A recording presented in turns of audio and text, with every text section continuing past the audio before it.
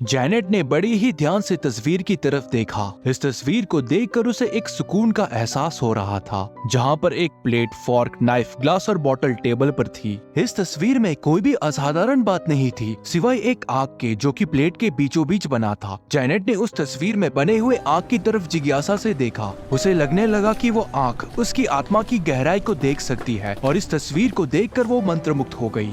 ये क्या था? उसने सोचा, क्या उसे कोई देख रहा है? उसके शरीर में रोंगटे खड़े होने लगे। उसे लगा कि कोई उसे लंबे समय से घूर रहा है। उसने अपने पीछे देखा और तब वहाँ के एक सिक्योरिटी गार्ड ने जैनेट की तरफ देखकर मुस्कुराया। वो तुरंत वापस मुड़ी। ओह, ये तो थोड़ा क्रीपी है। वो तस्वीर की तरफ देख कि फिर से उसे लगा कि वो आदमी उसे देख रहा है। इस बार वो पूरे यकीन के साथ कह सकती थी कि वो आदमी उसे घूर रहा था। उसने गार्ड की तरफ देखकर पूछा, क्या तुम्हें कोई प्रॉब्लम है? सिक्योरिटी गार्ड ने जैनेट की तरफ आश्चर्यचकित होकर देखा। आओ सेल्फी खींचते हैं, जैनेट ने गुस्सा होकर कहा, और फिर वो वहाँ से चली गई। पर उसे कोई भी अंदाजा नहीं था कि जो चीज उसने देखी वो दरअसल SCP-099 था, और बहुत जल्द उसे इसका अंजाम मिलने वाला था।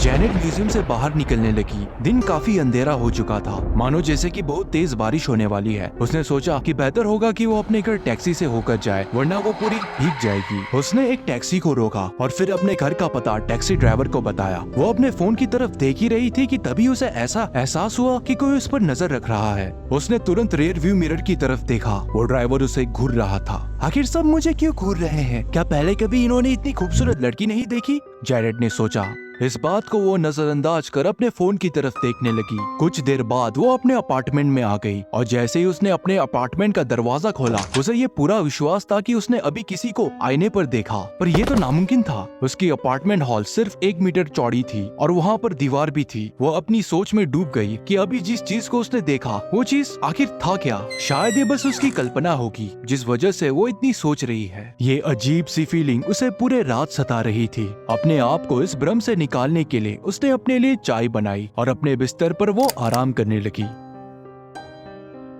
उस रात उसे डरावने सपने आने लगे। आमतौर पर बुरा सपना आना सामान्य था, पर आज रात कुछ अलग ही बात थी। ऐसा लग रहा था जैसे कि उसकी आत्मा किसी दूसरे इंसान के शरीर में समा गई हो और वो शरीर उसके बस में ना हो। वो बस देख सकती थी कि जिस आदमी के शरीर में उसकी आत्मा गई है उसकी जिंदगी कैसे थी। उसने अपने आप को एक आईने के सामने पाया। उसने देखा कि वो एक आदमी है जो सूट, टाई और हैट को पहने तैयार हो रहा है। एक औरत मुस्कुराते हुए हॉलवे से उसकी तरफ आई और उसके गाल पर किस करके वहाँ से चली गई। अचानक उस आदमी को काफी गुस्सा आने लगा।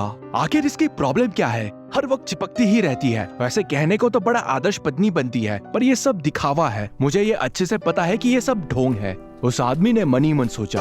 उस आदमी को वैसे ठीक से पता तो नहीं कि आखिर उसकी पत्नी क्या षड्यंत्र रच रही है, पर उसे ये पूरा यकीन है कि उसके पीठ पीछे उसकी पत्नी कुछ ना कुछ खिचड़ी जरूर पका रही है। उसकी पत्नी उसे पैरानॉइड बुलाती है, पर वो जानता था कि ये पूरा सच नहीं। वो आदमी बाहर चौराहे पर चलने लगा और वहाँ राह चलते लोगों को ग्रीट किया। अपने डेली रूटीन के मुताबिक उस आदमी ने पास के फल और सब्जी की दुकान से कुछ फल लेने की कोशिश की। उस आदमी ने दुकान में रखे गए सेब को उठाया, और जब वो उस सेब को परख रहा था कि तभी उसे उस सेब में दुकानदार की परछाई दिखाई दी। आदमी ने तुरंत दुकानदार की तरफ नजर घुमाई। तुम्हारी प्रॉब्लम क्या है? दुकानदार ने ताज्जुब होकर पूछा। क्या आप मुझसे बात कर रहे हैं? मेरे साथ ज्यादा होशियारी दिखाने की कोशिश मत करो। तुम मुझे देखकर हर रोज हंसते हो। अगर कुछ बोलना है तो मेरे मुंह के सामने बोलो। नहीं सर, आप मुझे गलत समझ रहे हैं। उस आदमी ने दुकानदार की तरफ एक सिक्का फेंक वहाँ से चला गया। आखिर इस दुकानदार की प्रॉब्लम क्या है? आदमी ने सोचा। और तभी उस आदमी के दिमाग में एक विचार आया कि कल उसने उस दुकानदार को अपनी पत्नी के साथ देखा था। कहीं इन दोनों का अफेयर तो नहीं चल रहा? कहीं उसकी पत्नी और ये दुकानदार मिलकर कोई षड्यंत्र तो नहीं रच रहे? वो इस बात का जल्द पता लगा लेगा। वो आदमी अपने स्टूडियो पर आ पहुंचा। अपने मास्टरपीस को लेकर वो कई महीनों से कड़ी मेहनत कर रहा था। इस आर्ट को लेकर वो आदमी काफी सीरियस था, और इस तस्वीर को बनाने में उसने रात दिन एक कर दी थी, ताकि उसके मरने के बाद भी उसकी ये तस्वीर सारी दुनिया में उसके नाम को फैला दे। कुछ समय के बीत जाने के बाद उस आदमी का असिस्टेंट निकोलस वहाँ उस आदमी के कोट को लेने के लिए आया। निकोलस बड़ी ही ध्यान से स्टूडियो के अंदर आया, क्योंकि पिछली बार निकोलस को अपने बॉस से काफी बुरा भला सुनने को मिला था। वो आदमी पहले ऐसा बिल्कुल बिल्कुल भी नहीं था, पर जब से उस आदमी ने तस्वीर के ऊपर काम करना शुरू किया तब से वो काफी बदल गया और दूसरों के लिए उसका व्यवहार असभ्य होने लगा। मिस्टर रेने, आज आप कैसा महसूस कर रहे हैं? निकोलस ने हिचकिचाते हुए कहा। मैंने तुम्हें पहले भी कहा कि मुझे मिस्टर मैग्रिट कहो, बेवकूफ। निकोलस ने अपना सिर झुकाकर उसका कोट लेकर वहाँ से चला गया। पर यहाँ पहले तो कभी रेने ने किसी को उसे मिस्टर मैग्रिट कहने को नहीं कहा था। रेने ने अपना सारा दिन तस्वीर बनाने में बिता दिया। सिर्फ इस तस्वीर को बनाने में ही उसे सुकून मिलता। उसे इस बात का शक था कि सिर्फ उसकी पत्नी ही उसे धोखा नहीं दे रही, बल्कि उसका असिस्टेंट निकोलस भी कहीं इस षड्यंत्र में शामिल है और ये सब मिलकर उसके खिलाफ कुछ साजिश रच रहे हैं और इन सब का प्लान होगा कि उसके सारे पैसों को लूट कर उसे कंगाल कर दे। निकोलस ने अपने बॉस के लिए शाम की चाय लाई। तो बताओ निकोलस, तुम्हें इस तस्वीर में बना आदमी कैसा लग रहा है? आदमी? पर इस तस्वीर में तो कोई आदमी नहीं है। पर अपने बॉस के डर से निकोलस ने बेहतर सोचा कि वो झूठ बोले। हाँ मिस्टर मैग्रिट, इस आदमी की तस्वीर वाकई काफी अच्छी है। अरे मैंने तुम्हें पहले भी बोला है ना कि मुझे रहने कह के। अरे यार तुम जाओ अपना काम करो। पेंटिंग को खत्म होने में अब ज्यादा वक्त नहीं था, पर अभी भी इसमें कुछ काम बाकी था। क्या ये तस्वीर समय पे खत्म हो जाएगी? उस आदमी ने सोचा। जैसे जैसे वो तस्वीर बना रहा था, उसके दिमाग में ये विचार आया कि उसकी पत्नी उसके खिलाफ जो साजिश रच रही है, उसमें उसकी पत्नी का इरादा जरूर उसे मारने का था, ताकि वो उसकी सारी संपत्ति को लेकर भाग जाए। आदमी के लिए सबसे ज्यादा जरूरी इस तस्वीर को खत्म करने का था। वो अपनी तस्वीर पर काम करने लगा। इस काम को करते हुए कई दिन कई हफ्तों में बदल गए और फिर ये कई हफ्ते कई महीनों में बदल गए। उसके पूरे शरीर का रूप बदल गया। इस काम की वजह से उसे काफी तनाव महसूस होने लगा। उसने सोचा कि जो योजना उसकी पत्नी निकोलस और वो दुकानदार उसके खिलाफ रच रहे हैं, ये सब ईर्ष्या की वजह से हुआ है। वो सब उसके टैलेंट की वजह से जलते थे और यही नहीं बल्कि पूरा शहर उसके खिलाफ है। उसे सिर्फ कुछ दिन चाहिए थे और इसके बाद वो इसका हल निकाल लेगा। आदमी अपने काम में इस कदर डूब गया कि कोई भी चीज से उसे कोई मतलब नहीं था। उसकी हालत को देख उसकी पत्नी ने उसे विनती की कि वो कुछ समय के लिए आराम करे, चाहे वो सिर्फ कुछ घंटों के लिए ही क्यों ना हो, और बाद में वो वापस स्टूडियो में काम करने के लिए आ सकता है। पर आदमी को पूरा विश्वास था कि ये सिर्फ दिखावा है और जैसे ही वो बाहर आएगा वो लोग मिलकर उसे मार डालेंगे। वो किसी भी कीमत पर अपने स्टूडियो को छोड़कर नहीं जाएगा जब तक कि उसका मास्टरपीस खत्म ना हो। उसकी पत्नी ने कहा कि वो पागलों की तरह काम करना बंद कर दे, वरना वो पुलिस या फिर अस्पताल में फोन करेगी। आदमी ने कहा कि उसे उसकी पत्नी की रचाई साजिश के बारे में पता है और वो ये सब ढोंग उसके सामने करना बंद कर दे। ये सुनते ही उसकी पत्नी काफी दुखी हो गई। आदमी ने अपने स्टूडियो में अपने स्टूडियो का दरवाजा बंद कर दिया। अब वो इत्मीनान से अपनी तस्वीर पर काम कर सकता है। वो सभी लोग उसके स्टूडियो के बाहर उसे बुलाने लगे कि वो ये तस्वीर बनाना रोक दे, पर आदमी को इस बात का कोई भी सुध नहीं था। उसे बस अपनी इस तस्वीर को पूरा करना था और अब वो खत्म होने ही वाली है। बस कुछ स्ट्रोक्स की ही बात है। उसे पता था कि उसकी सारी चिंताएं इस मास्टरपीस के बनते ही खत्म हो जाएगी। उन लोगों ने दरवाजा खोला। आदमी ने अपना आखिरी स्ट्रोक कैनवस पर चलाया और उसने देखा कि उसका ये मास्टरपीस कंप्लीट हो गया है।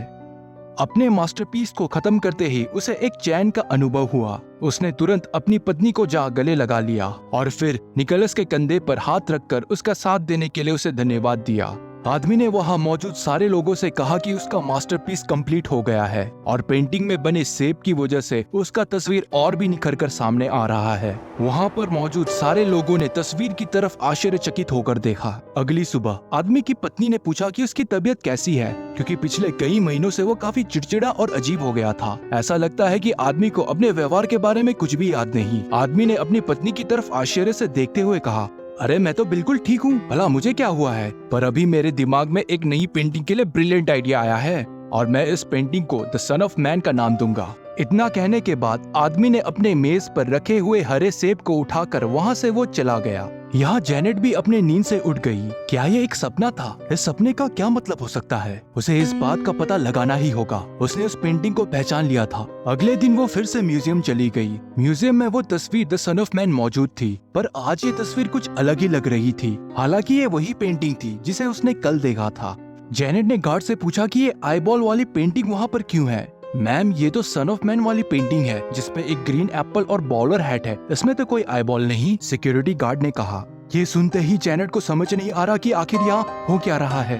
क्या ये वाला सिक्योरिटी गार्ड भी कल वाले गार्ड के साथ मिलकर कुछ कॉन्स्पिरेसी कर रहे हैं? उसे ऐसा महसूस हो रहा था कि ये सब मिलकर उसके साथ कुछ बुरा करने वाले हैं और वो ये महसूस कर सकती है कि उस पर हर वक्त कोई नजर रख रहा है।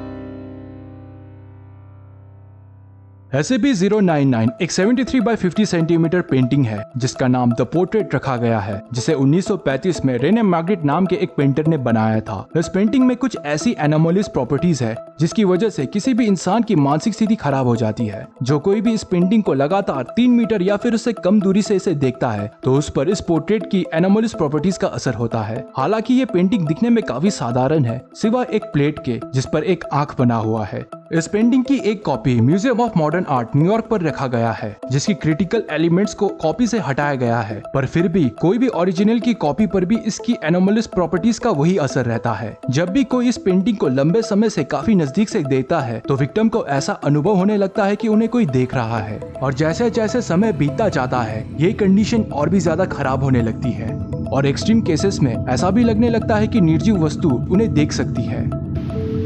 ये कंडीशन बाद में इतनी ज्यादा खराब हो जाती है कि विक्टिम पर इसका काफी बुरा असर होता है, जो दिनों दिन काफी खराब होने लगती है। इस पेंटिंग की एनोमलीज प्रॉपर्टीज का असर उन विक्टिम पर जीवन भर रहता है, जिसकी वजह से उन्हें पागलपन और इनोक्लाफोबिया जैसी परेशानियों का सामना करना पड़ता है। तो अगली बार अगर आप किसी आर्ट गैलरी में गए तो ध्यान रखना कि किसी पेंटिंग को ज्यादा समय तक ना देखे, क्या पता कि वो तस्वीर से कोई आपको वापस देख रहा हो।